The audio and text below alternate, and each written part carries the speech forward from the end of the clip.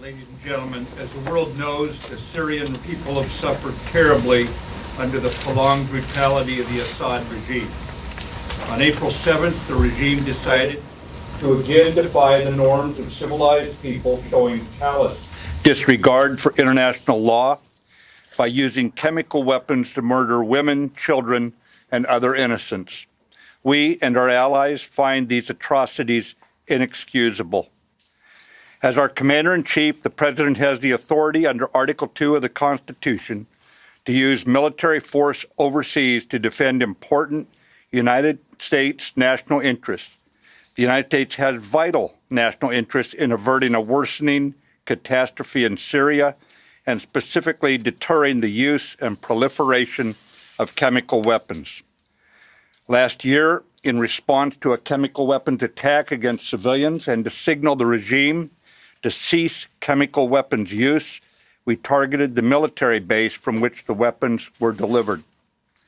Earlier today, President Trump directed the U.S. military to conduct operations in consonance with our allies to destroy the Syrian regime's chemical weapons research, development, and production capability. Tonight, France, the United Kingdom, and the United States took decisive action to strike the Syrian chemical weapons infrastructure. Clearly, the Assad regime did not get the message last year. This time, our allies and we have struck harder. Together, we have sent a clear message to Assad and his murderous lieutenants that they should not perpetrate another chemical weapons attack for which they will be held accountable.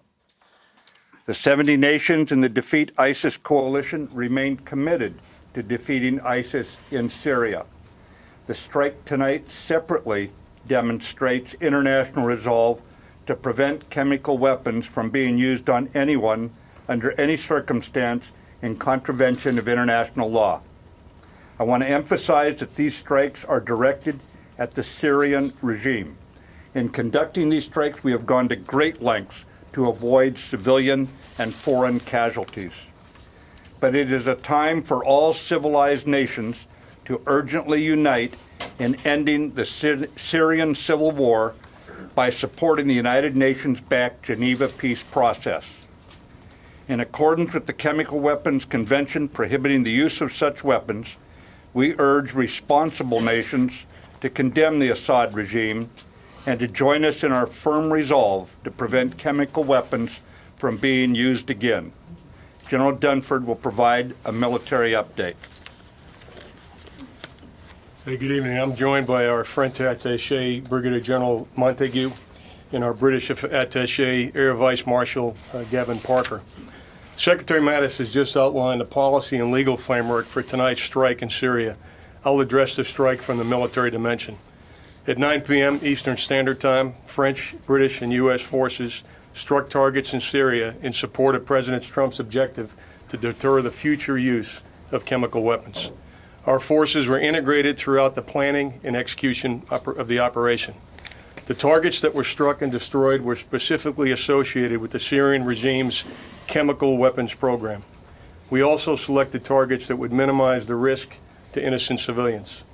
The first target was a scientific research center located in the greater Damascus area.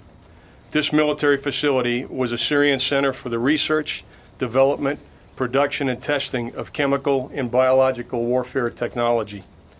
The second target was a chemical weapons storage facility west of Homs. We assessed that this was the primary location of Syrian sarin and precursor production equipment.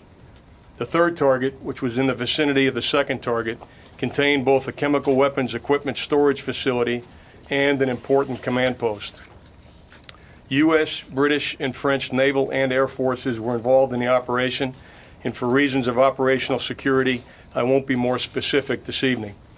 Before we take questions, I'd like to address how this evening's strike were qualitatively and quantitatively different than 2017. Last year, we conducted a unilateral strike on a single site. The focus was on the aircraft associated with the Syrian chemical weapons attack in April of 2017. This evening, we conducted strikes with two allies on multiple sites that will result in a long-term degradation of Syria's capability to research, develop, and employ chemical and biological weapons. Important infrastructure was destroyed, which will result in a setback for the Syrian regime. They will lose years of research and development data, specialized equipment, and expensive chemical weapons precursors. The strike was not only a strong message to the regime that their actions were inexcusable, but it also inflicted maximum damage without unnecessary risk to innocent civilians. And with that, the Secretary and I would be glad to take your questions. Mr. Secretary, first of all, did the U.S. suffer any losses initially? And more broadly, could you, the President in his remarks said that the U.S. and its allies are prepared to sustain this operation until the Syrians stop using chemical weapons. Does this mean that the U.S. and its partners will continue military operations beyond this initial operation tonight? That will depend on Mr. Assad should he decide to use more chemical weapons in the future. And of course, the powers that have signed the chemical weapons prohibition have every reason to challenge Assad should he choose to violate that. But right now, this is a one-time shot, and I believe that it sent a very strong message to dissuade him, to deter him from doing this again. And the U.S. lost. We'll brief on that in the morning. We want to give you a full brief in the morning. Right now, we have no reports of losses. Thank you. Secretary Mattis, Chairman Dunford, thank you for doing that. Have you seen any retaliation from the Russians or the Iranians? And how long do you think this operation could last? Is it a matter of hours or days, or could go longer than that? Yeah, we did have some initial surface-to-air missile activity from the Syrian regime. That's the only retaliatory action that we're aware of at this time. And the nature of the operation, we've completed the targets that were assigned to the United States Central Command. Those operations are complete. General Dunford and also Secretary Mattis, could you talk a little bit more about your concerns that you've expressed earlier in the week about Russian escalation? General Dunford, were you able to talk to your Russian counterpart, General Gerasimov? What are your concerns about escalation? And if we're permitted to ask your British counterpart a question, I would like to know the sense of your government about whether the situation with the Skripals and the Russian involvement in that, how that Russian involvement played a role in your decision to enter this coalition this evening. Barbara, let me address the last point first. Our attachés were kind enough to join us this evening. They're not going to get out in front of their president and prime minister respectively, so that the national messages will be provided from their capitals here very soon.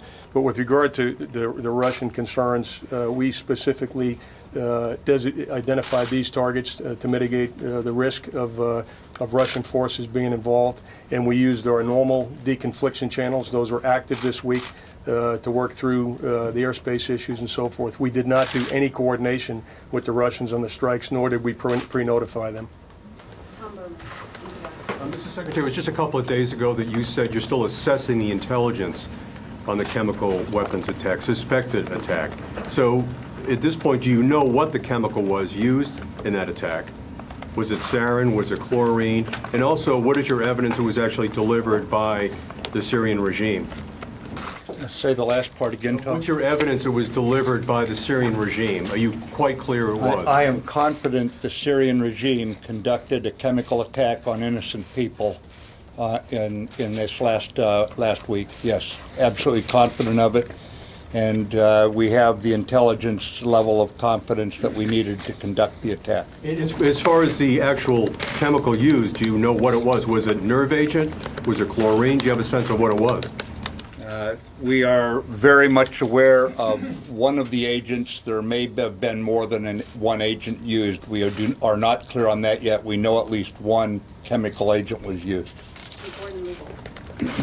I just want to clarify on the deconfliction line. You notified the Russians ahead of time before the operation began what you were going to do and what targets you were going to strike? Gordon, to be clear, the only communications that took place specifically associated with this operation before the targets were struck was the normal deconfliction of the airspace, the procedures that are in place for all of our operations in Syria. General Dunford, you mentioned that the Russian or the Syrian air defenses had engaged. The Syrian state TV is saying they shot down 13 Tomahawk missiles. Can you refute that? Jennifer, I can't tell you the results. We literally, as you know, the time on target was about an hour ago, and we came straight up here to give you the best information we have right now. Tomorrow morning, as the Secretary will talk about in a minute, we'll give you the more detailed operational update and some of the details, but those details aren't available to us right now. This wave of airstrikes is over. This wave of airstrikes is over. That's why we're out here speaking to you now.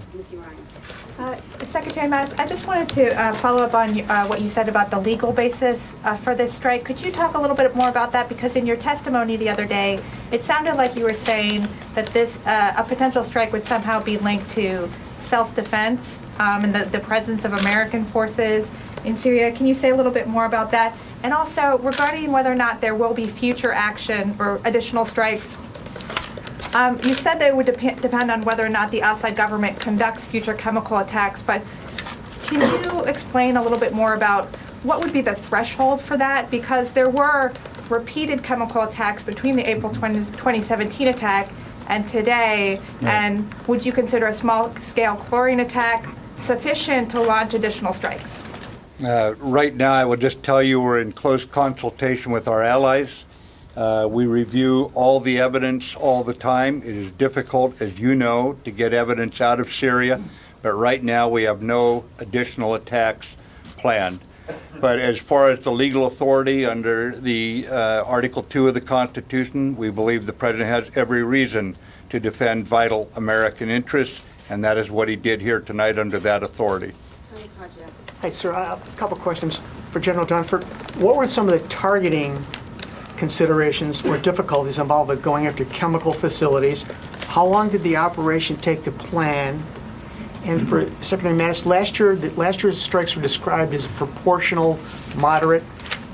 How would you describe this year's in contrast to that? Yeah, Tony, we chose these particular targets to mitigate the risk of civilian casualties, number one. We chose these targets because they were specifically associated with the chemical program, the Syrian chemical program. And obviously, when we take a look at target planning and so forth, we look at the location relative to other populated areas, collateral damage, proportionality. So these targets were carefully selected with proportionality, discrimination, and being specifically associated with the chemical program. All standoff weapons or any manned aircraft? There were manned aircraft involved. I won't give you any of the details operational until tomorrow morning, but we will do that at that time. So instead of Thank you, proportional last year, what a question to Secretary Mattis. So up until yesterday, and I'm going to quote you here, you said, "I cannot tell you that we have evidence." So when did you become confident that a chemical attack happened? And the second one... Yeah, yesterday. Yesterday, after you said that. Yes.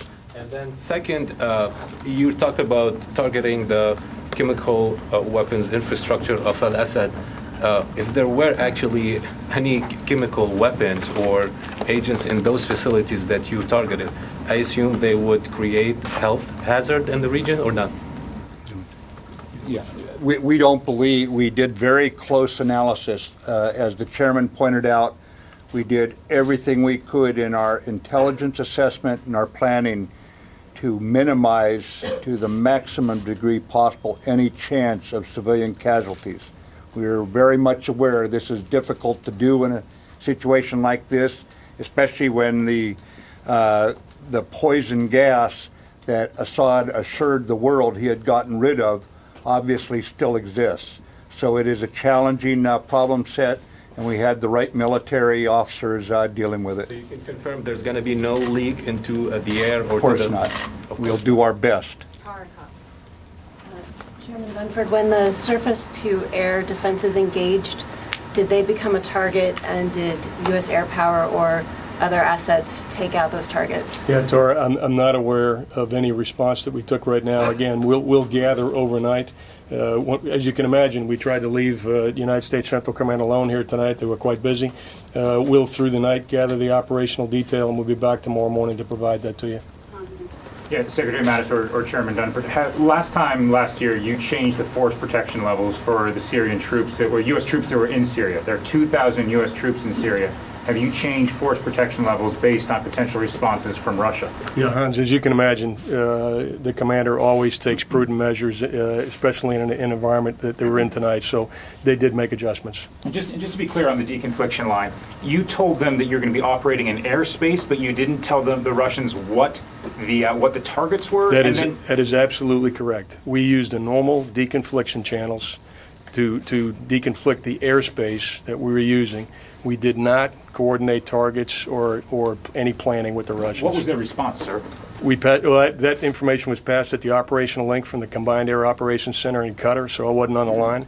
But that kind of information, just to put it in perspective, is passed routinely every day and every night. So they may not have found anything unusual about that particular airspace deconfliction. Thank you so much, Katrina Manson from the Financial Times. Can you talk a little bit about any Iran targets that you initially, Iran-associated targets that you initially considered, and why you may have not gone for them? And could your colleagues explain exactly the sort of contribution that you've made to tonight's operation? Yeah, again, our allied officers are here out of respect for the fact that they were part of the mission from planning all the way through to the political decision taken. And once their heads of state speak tomorrow, then that'll be the initial statement from those capitals. But as far as any other targets, we looked at targets specifically designed to address the chemical weapons threat that we have seen manifested. The whole world has watched in horror these weapons being used. Those were the only targets that we were examining for prosecution. Mr.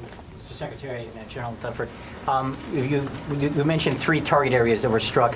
How can you be sure that from now on these are all of the target areas or all of the involved production facilities for chemical weapons that the Syrians are using? And do you believe that there are additional locations where they are producing such materials? This is a great question. We had a number of targets to select from. And again, we did not select those that had a high risk of collateral damage and specifically a high risk of civilian casualties. And so the weaponeering, back to the earlier question, the weaponeering was done, the modeling was done to make sure that we mitigated the risk of any chemicals that were in those facilities and mitigate the risk of civilian casualties. So were there other targets that we looked at? There were. We selected these specific targets both based on the significance to the chemical weapons program as well as the location and the layout. Thanks. Secretary Mattis, it seems like this strike tonight was pretty limited, not too dissimilar from last year. I know it was three targets this time instead of 1, but it still seems a little bit more targeted and more specific than what I think a lot of people were expecting. Can you walk us through your decision to, did concern about escalation with Russia affect your decision to keep this more targeted? And moving from there, how much assurance can you give us that this is going to do what the strike last year didn't do, which is basically to stop President Assad from using chemical weapons again? Nothing is certain in these kinds of matters. However, we used a little over double the number of weapons this year than we used last year. It was done on targets that we believed were selective to hurt the chemical weapons program. We confined it to the chemical weapons type targets. We were not out to expand this. We were very precise and proportionate, but at the same time, it was a heavy strike. Mr. Secretary, prior to the attack, how important was it to get the support from the allies, not only from an intelligence point of view, but also just from the countries themselves? It's always important that we act internationally in a unified way over something, especially that is such an atrocity as this, that we've observed going on in Syria. But I would also tell you that these allies, the Americans, the French, the British, we have operated together through thick and thin, through good times and bad. And this is a very, very well integrated team. Wherever we operate, we do so with complete trust in each other, the professionalism, but more than that, the belief that one another will be there when the chips are down. So it's important, and it's a statement about the level of trust between our nations. General Dunford, could you just let us know whether the Syrians were able to hide a lot of these chemical weapons in the last several days, since there's been so much talk about a possible strike? Did that give the Syrians time to kind of move some of these weapons off limits? And then Secretary Mattis, just to confirm earlier when you were saying you had information about one of the chemicals, but we're all assuming that means chlorine, that you had information confirming chlorine, but not necessarily sarin. If you could just clarify that part. Yeah, Phil, the first question, I'm not aware of any specific actions that the Syrians took to move chemical weapons in the last couple of days. Yeah, we're very confident that chlorine was used. We are not ruling out sarin right now. General, I'd like to follow up on Lewis's question about the targets that you first examined and then triaged down to the 3 tonight. It sounds like you went after facilities and not the actual weapons, as indicated earlier, to minimize accidental risk to civilians. In the targets that remain, could you characterize perhaps the ability for Syria to ramp up again and again have chemical weapons? Yeah, I think it's too early to make that assessment. It's too early to make that assessment right now. The last question, General. Thank you. General Dunford, did any Russian defenses engage U.S., British, or French ships or missiles? And Secretary Mattis, were any of the strikes tonight intended to kill Bashar al-Assad?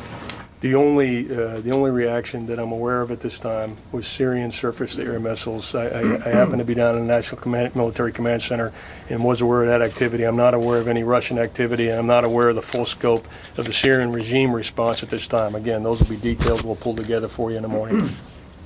Yeah, the targets tonight, again, were specifically designed to degrade the Syrian war machine's ability to create chemical weapons and to set that back right now.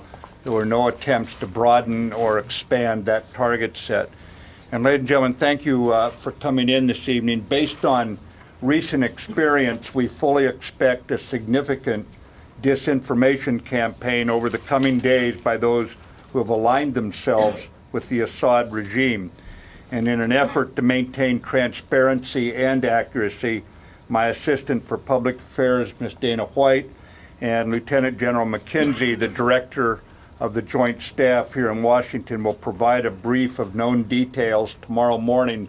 We anticipate about 9 o'clock in this same location.